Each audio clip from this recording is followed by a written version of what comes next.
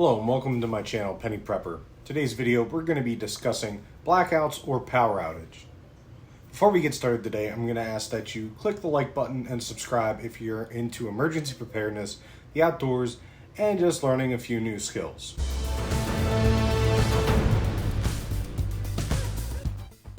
So as I said, we're going to be discussing power outages or blackouts. Basically, I did cover this a little bit in my last video, which I'm going to post right here if it works. So I'm actually going to start off with an example of a power outage that not only was a localized event, but it actually affected a majority of the state of Texas. Now, as I previously covered, having a power outage during a time of higher heat or excessive heat can be a very bad thing. But something you don't consider is when it is a lower temperature, especially in somewhere like Texas.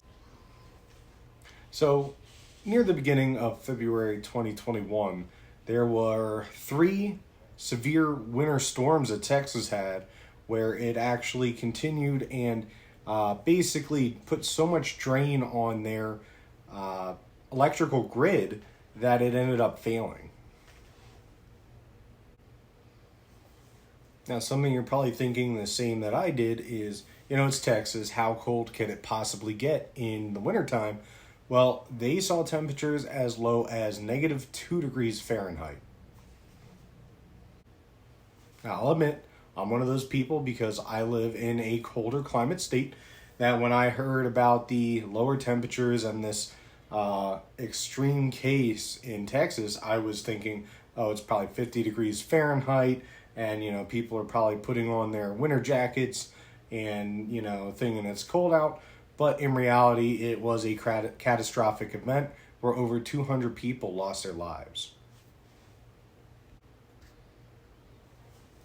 Now, somewhere in Pennsylvania where the temperature routinely dips below 0 degrees Fahrenheit, we are well prepared for that with the insulation, the way our homes are built. We have heat in our homes. We are ready for that. In Texas, they were not. On top of that, their grid is actually separate from a large majority of the rest of the country. Now, the problem with that is when their grid went down, they had no other infrastructure to assist them in getting their grid back up. So now, on top of the fact that you don't have any heat in your home to begin with, you also probably don't have the adequate clothing for -2 degrees Fahrenheit weather. But on top of all that, if you bought a heater prior to plug it in, it's not going to work.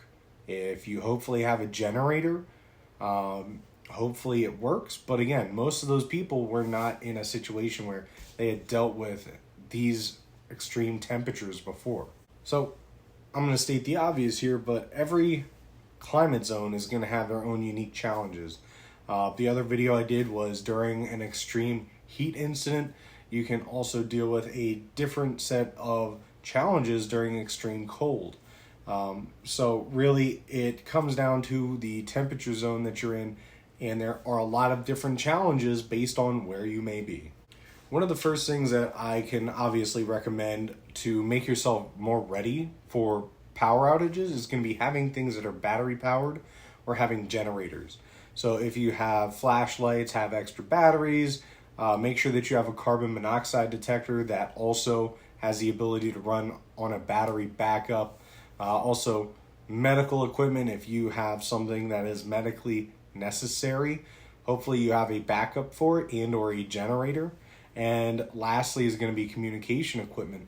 If you need to get a message out to 911 or emergency services, or even get information in on a radio, you're going to need batteries or some sort of energy supply to get or give out that information. Something else you're going to want to consider is this just a local incident or is this nationwide? And what is the reason for the blackout? Is it something like there have been storms coming through that have knocked out a large grid of the power? Or is it something where the whole nation has faced a electromagnetic pulse, maybe from a coronal mass ejection, which has completely fried the grid, and it's going to take years and years to rebuild that infrastructure. So dealing with a blackout may not be the worst thing in the world the first, second, third day, but really it starts to come after that, or when people start to realize the lights aren't coming back on, the communication is not going to be flowing, and basically they're going to realize, oh, there's not as many police cars out on the street, or the lights aren't out, or the lights are out, so they may be able to roam the streets or go places that they couldn't have gone before without people noticing. They're going to start thinking, oh, there's no cameras. I can get away with this. Nobody's going to be taking pictures or video. So crime is definitely going to escalate very quickly and at an exponential rate. So that's the first key, is when the lights go out, your phone dies, you're going to realize you're not able to call for help. And if you are able to call somebody for help, they're going to be so busy with the other people that are able to reach out that they may not get to you in a timely manner. And these people that are going to be out there taking advantage of it also know this.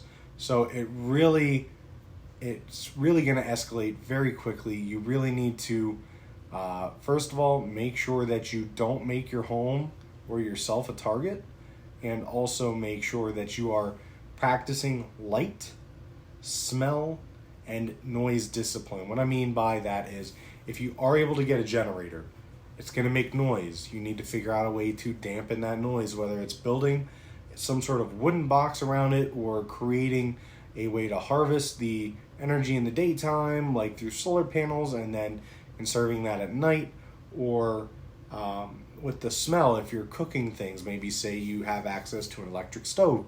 If you're going to be cooking things, you don't want the smell to permeate. Not everybody's going to be able to cook things. Even if you do cook things on a fire, again, you're going to want to make sure people don't smell that smoke, because they very well might think, oh, they have fire, well, they're probably cooking something. And you really need to make sure that you're practicing all these disciplines, because one of them can make you a target, and as soon as these people see that you have access to some amenities that they want, they're going to come for it. So it won't take long for chaos to ensue. It's one of those things where, if you are able to do so, try to board up your windows, make your home look as unappealing as possible. Make sure that you lock your doors. You don't go out unless it's necessary. Make it look like either your home is lived in or isn't, depending on which way you're trying to go with it. If you notice that people are breaking into homes when nobody's there, try to make it known or seen that somebody's there. It's better to make people think that somebody's there, especially if you do it in a way that makes you a harder target than a softer target. So that's all I'm going to say about that. I don't want to go into the whole hard target versus soft target thing, because obviously the YouTube algorithm, I can get in a little bit of trouble. But I've seen a lot of memes lately saying about tannerite and garden gnomes. Just a interesting meme I've seen lately. We'll go with that.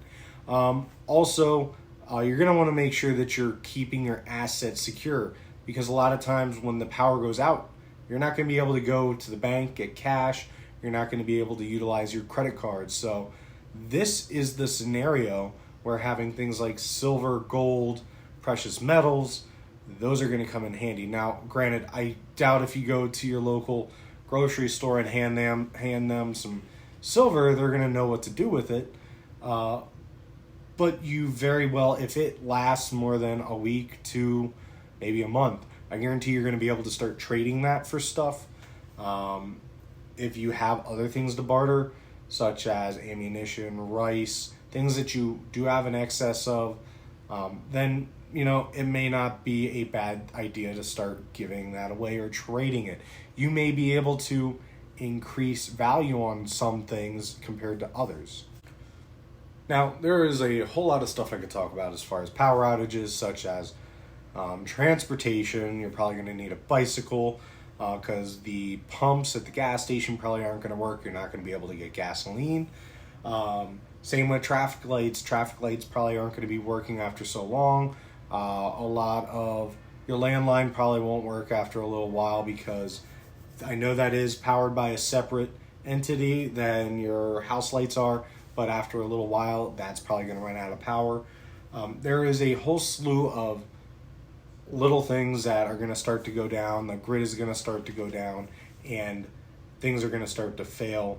But really, just some quick little tips. One thing that you can learn from the hurricane in Puerto Rico quite a few years back, I believe it was when Trump was in office, there was a lot of people that lost power. I believe a majority of the island did, and a lot of them, what they did was if they had to get something out of the fridge or freezer, they would only open it one time, get as much of the stuff out as they possibly could, stuff that they were going to cook up. They would cook it, and they would try to make that cooked food last, and then they might have so much left in the freezer, they would open it again, grab as much stuff out as they could, cook it up, and make it last, basically trapping in that cold air to keep the food fresh as long as possible. Now, as soon as you open it up, you're taking a lot of that cold air out, putting warm air in, so you really got to be tactical in it. The last and only other thing I can really think to touch on real quick that is of the utmost importance is medical equipment. Hopefully you have a way to supplement the electrical grid if there were to be a power outage. If you don't, I highly suggest investing in a generator. Make sure that you're using it properly, venting it well. Make sure that you have a dual fuel generator because, again, you probably won't be able to get gas after so long. Gas will only last so long. Same with propane. You probably won't be able to get propane refills. So we really need to find a way to supplement one or the other, and it's better to just have more than one case, backup for the backup. My call to action for this video is going to be very simple. Maybe for one day a month, try to turn off the lights or even go to the circuit breaker, turn off all the breakers, and see how you would live a day without electricity, whether that's setting an alarm clock, waking up, telling time, communicating, whatever it is that you want to try to figure out. Go for a whole day without the electrical grid and go from there, cooking, cleaning, everything. All right, that's all we have for today's video. If there's anything you would like to see in the upcoming videos, please comment and let me know. Happy Independence Day, happy 4th of July, stay safe and stay prepared.